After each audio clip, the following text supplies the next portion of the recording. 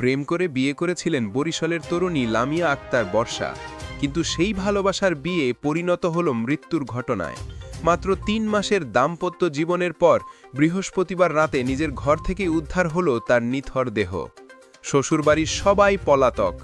প্রেমের পরিণতি কিভাবে এমন নিষ্ঠুর মৃত্যুর গল্পে রূপ নিল, চলুন জেনে নিই বরিশালের এই হৃদয় বিদারক ঘটনার বিস্তারিত। ঘটনাটি ঘটেছে বৃহস্পতিবার রাত 10টার সময় বরিশাল শহরের আল মাদানী সড়ক এলাকায়।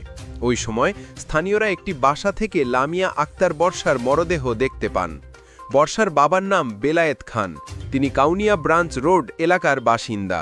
৩ মাস আগে প্রেমের সম্পর্কের মাধ্যমে বর্ষার বিয়ে হয় একই শহরের শাহিনের ছেলে সিয়ামের সঙ্গে।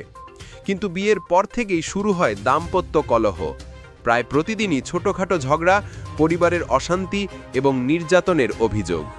বর্ষার বাবা বেলায়েত খান জানিয়েছেন, বিয়ের পর থেকেই মেয়েকে নির্যাতন করত শ্বশুর বাড়ির লোকজন। ঘটনার রাতে শুনলাম মেয়ে অসুস্থ, ছুটে এসে দেখি খাটে পড়ে আছে নিথর দেহ। বাবার কণ্ঠে ব্যথা, প্রতিবেশীদের চোখে কান্না। সবাই বলছেন বর্ষা ভালো মেয়ে ছিল, কাউকে কষ্ট দিতে জানত না। ঘটনার পরপরই খবর পেয়ে বরিশাল কোতোয়ালি মডেল থানা পুলিশ ঘটনাস্থলে পৌঁছায়।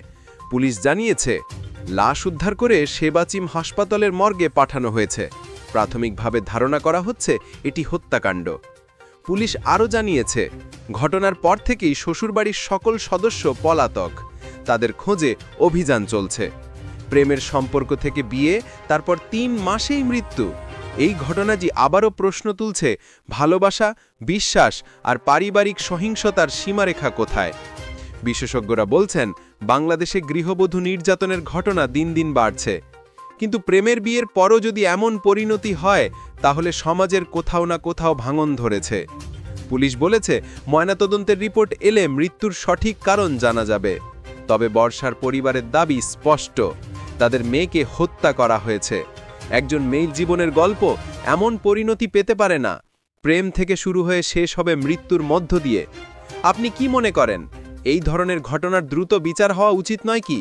কমেন্টে আপনার মতামত জানান।